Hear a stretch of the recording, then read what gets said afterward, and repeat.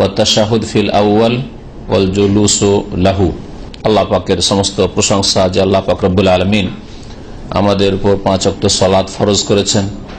সালাত এবং সালাম নাযিল করেন নবী সাল্লাল্লাহু আলাইহি সাল্লামের উপর, যিনি বলেছেন সাল্লু কামা রাআইতুমুনি উসাল্লি, তোমরা সালাত আদায় করো, নামাজ পড়ো যেমন ভাবে আমাকে সালাত আদায় করতে দেখলে, নামাজ পড়তে দেখলে। নবী করিম সাল্লাল্লাহু আলাইহি সাল্লামের সাহাবায়ে কেরামরা নবী সাল্লাল্লাহু আলাইহি সাল্লামের সালাতের নামাজের পদ্ধতি বিস্তারিত বর্ণনা করেছেন, যা নবী সাল্লাল্লাহু আলাইহি সাল্লামের কাছে দেখেছেন অথবা তার থেকে শুনেছেন, ওইভাবেই তারা বর্ণনা করেছেন।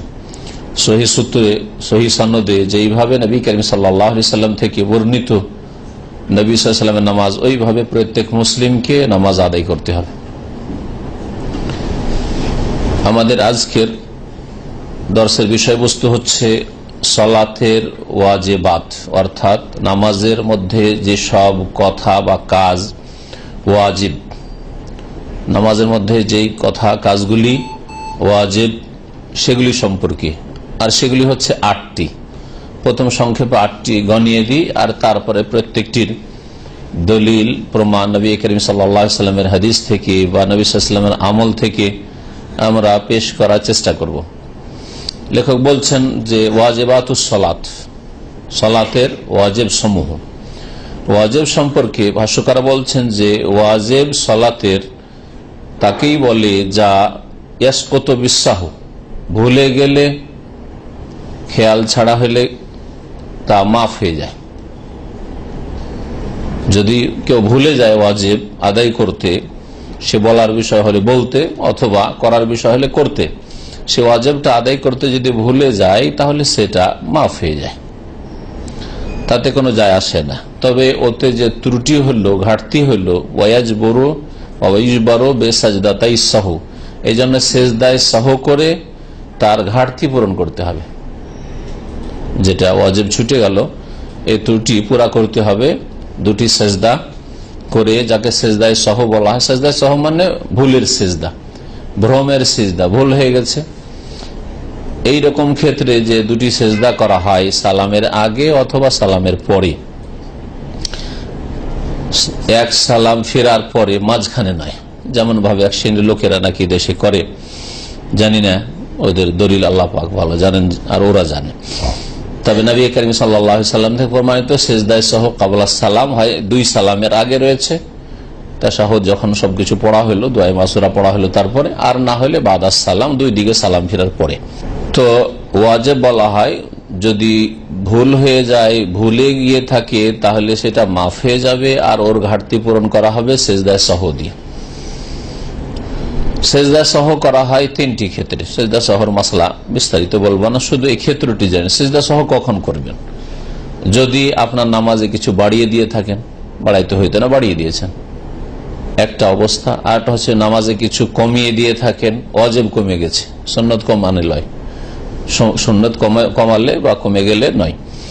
যদি কোনো ওয়াজিব কমিয়ে দিয়ে থাকেন অথবা সন্দেহ হয়ে থাকে, 3 নম্বর ক্ষেত্র হচ্ছে যদি সন্দেহ হয়ে যায় যে 2 রাকাত পড়লাম না 3 পড়লাম, 3 পড়লাম না 4 পড়লাম, এইরকম যদি সন্দেহ হয়, তাহলে কমটা নিশ্চিতভাবে ধরে নেওয়ার পরে এই যে সন্দেহ হয়ে গেল, এর ঘাটতি পূরণের জন্য সহসিজদা করবেন। 3টি ক্ষেত্রে সহসিজদা রয়েছে। ওয়ালা ইয়াসকুতু বিল আমাদ, আর বলছেন যে ওয়াজিব যদি ইচ্ছা করে কেউ ছাড়ে তাহলে সেটার মাফ নেই। তাহলে সেটা রাকাতের যদি ওয়াজিব হয় তাহলে ওই রাকাত হবে না, আর পুরো নামাজের যদি ওয়াজিব হয় তাহলে নামাজটি হবে না। ওই ক্ষেত্রে রুকনের মতো হুকুম, এর আগের আলোচনায় যে আরকানুস সালাত 14টি বলা হয়েছে নামাজের রুকন, যে রুকনের অপর নাম ফরজ। আর ওয়াজিব আর রুকন দুটোই হচ্ছে ফরজ। অধিকাংশ আইম্মা কেরামদের নিকট ওয়াজিব আর ফরজে কোনো পার্থক্য নেই। ওয়াজিব মানে ফরজ আর ফরজ মানে ওয়াজিব। নামাজের মধ্যে যে কাজগুলি করা হয় শুরুতে বলেছি সেগুলি 3 ভাগে বিভক্ত। নামাজের মধ্যে কাজ হোক অথবা কথা হোক 3 ভাগে বিভক্ত। এজন্য রুকন, ওয়াজিব আর সুন্নাত। সালাতের মধ্যে 14টি রুকুন আছে যার আলোচনা গত সপ্তাহে হয়েছে, আর 8টি ওয়াজিবাত আছে, সেগুলিও ফরজ, ওইগুলির আলোচনা আজকে হবে। আর বাকি যতগুলি কথা কাজ আছে নামাজের মধ্যে, এই 14 আর 8 বাদ দিয়ে বাকি যত আছে সবগুলি হচ্ছে সুন্নাত। এছাড়া কেউ যদি বেশি করে, যেটা রুকন নয় আর ওয়াজিব নয়, সুন্নাত নাই, কিন্তু নামাজের ভিতরে করলো, তাহলে তার নাম হচ্ছে বেদাত।